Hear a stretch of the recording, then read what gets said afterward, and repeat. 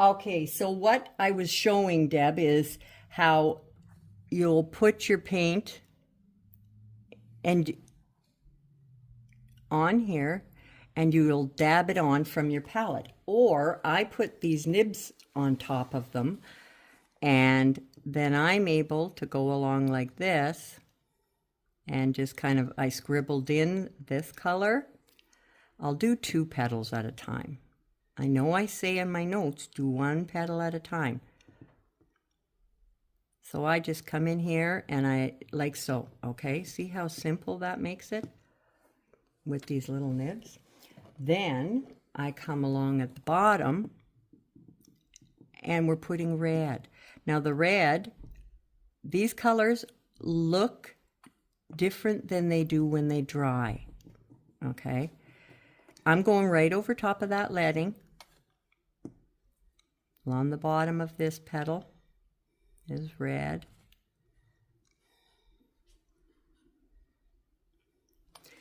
And I think these colors are named pretty good. I think I want a bit more of the orange. I'm going to see if I can just get this orange on here. So you see how we put them like that. I can use my rake and just scratch them together. We want the one color coming up into the other. So we want the predominant orange staying at the top and the red at the bottom. So we're going to try the same thing with those other paints that you have, Liz. And then also another way we can do it is I can even take a stylus and just scribble between them. So I'm pulling. That seems to work better. So I'm pulling some red up into there and orange into there. And it will level? Yes. Okay. Yes, it will. So, Wow. yeah, like I might have a bit too much paint in there, but Okay. I'm not worried about it. So remember, you're paying attention to where your centers are. Okay, so like the center is going to be a different color. And when we get to the iris, I think our best bet is to do our flowers first so that we don't get nutso with our leaves and end up in the flower. So I'm not sure what I put in my notes, but that's what I want to do. So someone's going to have to remind me. So for the whole thing, the orange is along the top.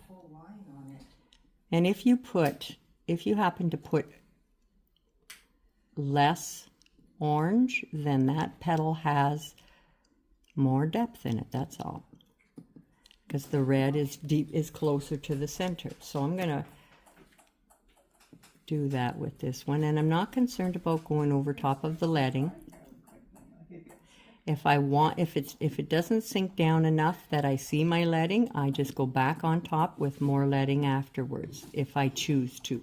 You'll see it through, but so I'm leaving a little bit of a gap so that, and I'm going to just use this.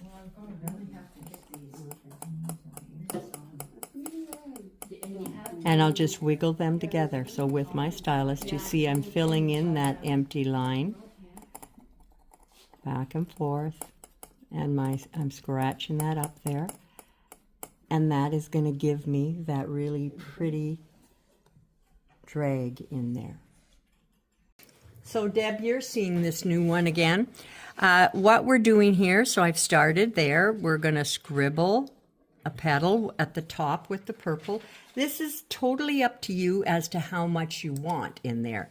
The bottom of our petals, the fatter end, is magenta, and we're going to scribble them together. The magenta I want to have more of. I probably brought my purple down further than I should, and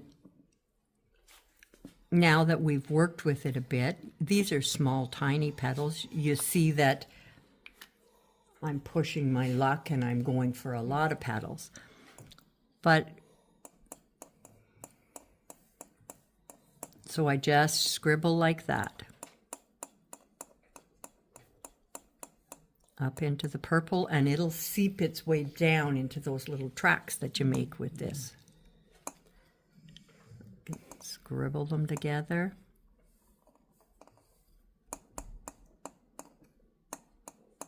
Sometimes our leading lines are quite thin, and so our paint may kind of overrun. So you just watch for that and you pull it back with your brush. And if you don't catch it, you can cut it off after with your little knife. That'll work as well. So I'm just scribble those two together. And that works. Is it?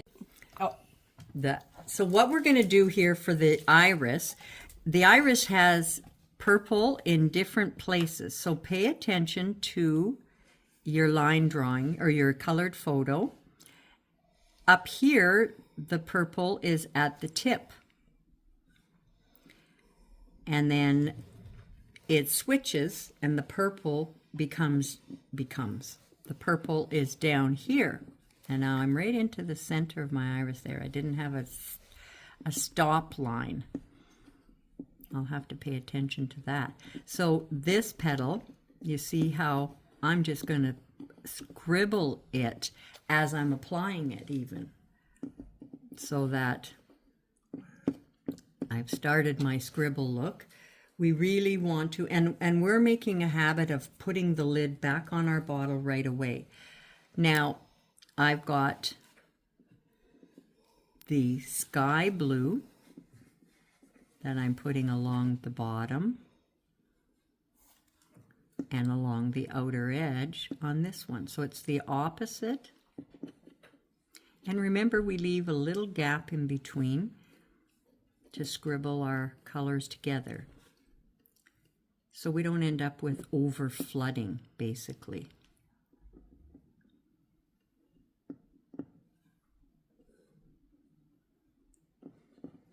And you see, I'll just kind of cap on my thing. There's not very much room. Here we go, I want the smaller end to scribble here. But I still want to have the two colors run into each other. Here you have a lot more room to play with it. And I do that scribble like I'm talking about so that I'm pulling blue into purple, purple into blue. It's not just at the very edge to mix the colors. You want them to be running completely into each other. And you want to follow the direction that the petal goes. Now, if you have an area in the end that is a little thinner, do you see this is a little thin? Not anymore, but that was a little thinner and I could see through it. It'll have a different color, and it's nice to leave that. So it'll be just a little bit lighter is what happens in those areas. And again, I'm following the direction. You see these go down. And this will bend our petal, give those ruffles a bit of a bend.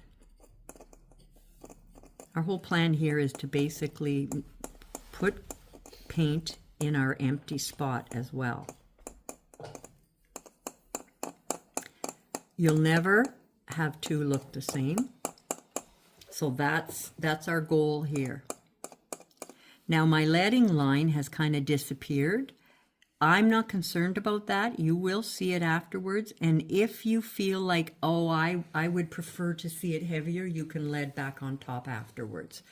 So now I will look at my petals. The blue is to the outside. This one is, oh, I'm thinking the wrong thing was the center.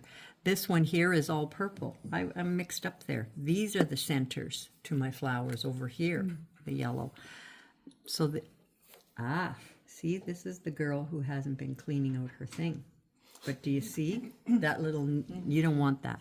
You didn't see it, I didn't put it under the camera, but there was a little gobby sticking out. The girls here are making a habit of they're cleaning their nibs, but you see that little bit that's sticking out in there. I don't want that to plug my lid. So if I was going to unpoke that, I would open my lid, if I'm still in current use of it, and push with a needle from the inside out. Don't push from, because you're going to put the product back into the bottle. We don't want that. Okay. So this is what we're doing to these flowers, and then we'll go along, and the black leading lines will appear again. You can see them as they're appearing a little bit on our other flowers. You start to see them. They do show up more than what they are right now when it becomes totally transparent. However, if you want them to be harder or more prominent, you can either open the lid of your leading, use your liner, and just paint them back on top again. You don't need to go ahead and get the tip on and re-lead them all. You can just paint it on with the lead paint. It works fine. I know a girl who's done it. Okay, so that's what we're going to do. I'm going to continue on doing the same thing, following where my blue and my purple are. And remember to do the scribble following the direction that they go. And you can pretty much see that in your colored picture as well. All right, So that's the what other we're doing. guy is cobalt. I'm going to use the cobalt blue. I didn't show where that one is. So we've got purple again here, and this section here is my yellow center, so we're leaving that empty. And I have a feeling he's going to creep with paint because I didn't let it very thick. But I'll take the paint out of it if it gets in it, because we want that clear for doing our yellow. So now I'm going to use the cobalt. You see that the bottoms of those petals are a little darker. The cobalt is a stronger blue.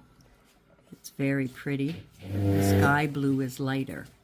Now, if you wanted, you can take and put a little of the cobalt in a few places. If I was gonna, I think I haven't done this guy yet either, but this one. But I think it could take a little drop of cobalt in these. Just these ones that are behind. Okay. Almost like a shading. And just streak that into that blue, and it'll give another tone to it, but it'll be a little darker there. So that I just added. But now here, this is the cobalt coming into the purple. And it is a stronger blue. It's deeper. You do see the difference from them. It's quite pretty. And again, when it's purple and blue together are one of my favorite combinations. I absolutely love purples and blues. I painted one piece that I have the windowsill. I love that piece. I'll have to do another combo of those. Okay, so this here, yeah, it was called Lavender Windowsill, I think. So that was pretty. So this, of course, will dry lighter or transparent, but you still see the purple and the blue. All right, so I've put it there, and I've put it over in this one as well. You can see the darker in there. I think in this one I'm going to put some cobalt here. A few Q-tips for the yellow in your spot. Oh, thank you. Okay. And you need some. And Can I give you the blue to use, and I'll use your purple? Oh yeah, we're going to exchange it too. Yeah, well, I were swapping around. Purple. Yeah. Purple. Or Patty, can I, maybe, yeah, you guys swap, and then Yeah, we'll we'll swap. Yeah. Yeah, I'll put my cobalt blue Yeah. here. Oh, I have cobalt. Same thing. I'm good. Okay. No, I use this, so you use this one. Well, I have one. Oh, okay. So, Sure. Purples. Yeah, too bad they didn't have a purples, huh? So I wonder if I should do. And so the other one is mostly cobalt, right? the leaves that hang down are cobalt, but they I put a little of the sky in that, the one. Yeah, I'm just thinking if I should do that one first, so I don't have to reach over and smear my, smear my arms. Your arm is not that. Did your picture? You don't want to destroy it. Yeah, you're right. You're right. Just teasing because I know I did it. I got some on my arm, Yeah. but I destroyed my flower though. And again, it's the scribbling back and forth.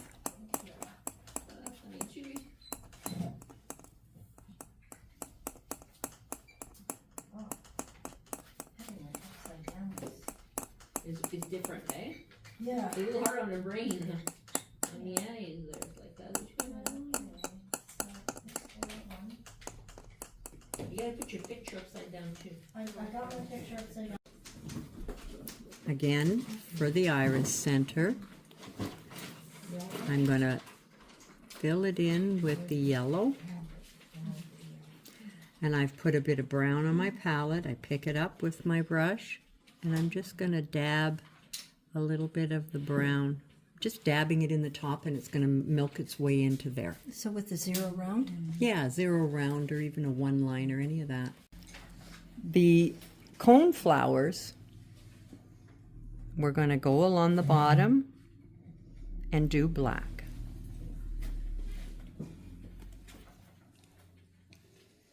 Going to put our lid on because I have a habit of getting them all clogged up at the end.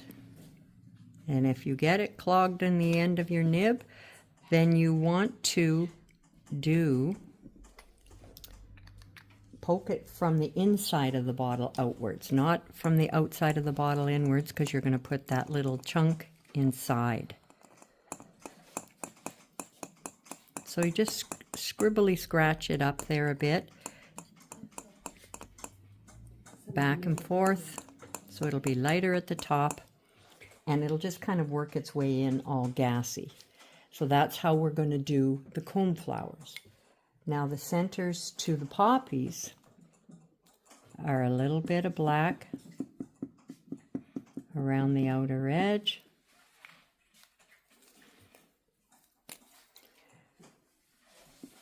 Brown around it. And then yellow is our center. Doesn't matter which order. If you want to do yellow first, it doesn't matter. What matters is I put my lid back on.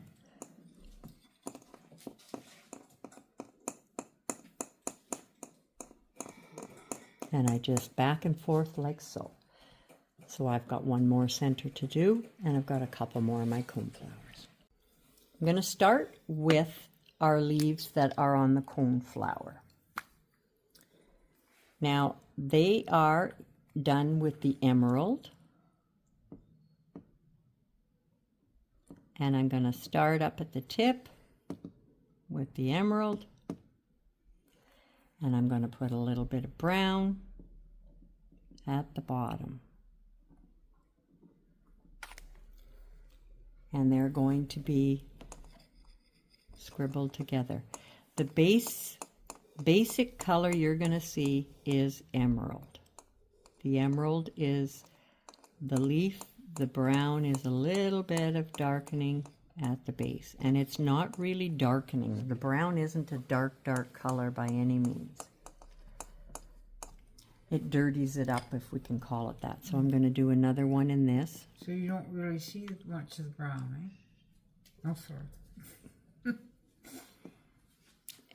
No, you don't see much of the brown. It's more of a darkening of it. It's just, you see, when you look back at that one now, it has a little bit of a different color there. So they're just taken and they're scribbled together.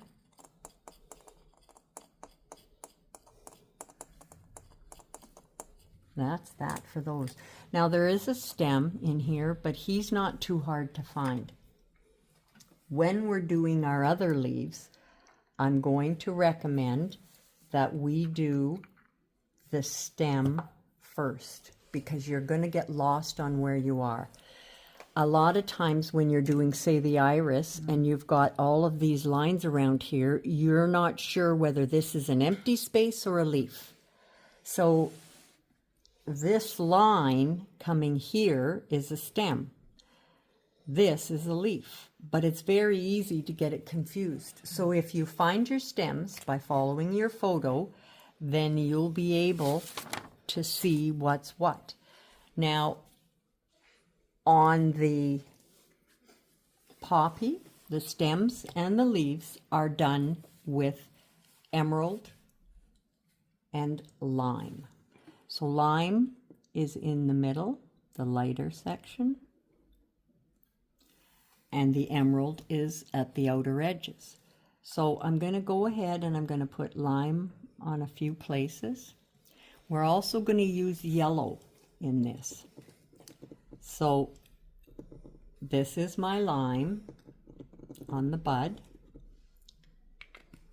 And then I'm going to use yellow on the bottom of the bud. And we're going to streak again this all together. So it's very easy to see in your picture. Same thing with the little bud at top. So if you want to add yellow and brighten up your centers of your stems, that's all doable. You can do that. Whoops, I'm using the wrong color. I want to take, if I do that, see how easy it is to take that back off? Okay, so I'm going to take emerald for the bottom and the top of my stem. This is creating as if it was a shadow, right? So it's shading behind there. Now I'm going to take and I'm going to scribble back and forth so that they just kind of go into each other. Now you see that it goes from dark to light to dark and it just fades. The same thing I'm going to do here.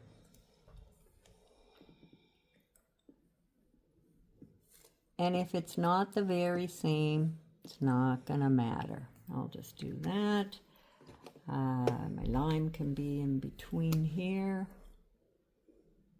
Whoops, I was pre-squeezing that guy.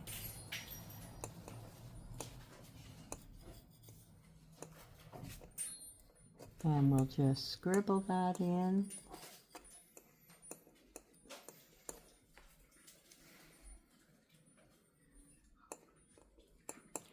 And that's what we put like that. Now we're going to do, I'm going to show you a leaf with this. This is, woo, my green is, it's not me, it's the bottle. I kept this one standing upside down. So I bet you that makes a difference. So our leaves are, to the outer edge are going to be the lime green. That runny lime green. That little snotty guy. And then the inside is going to be emerald. Thank you. And so again, it's going to be our direction, right? We want this to come out to the outer. See how nice it is?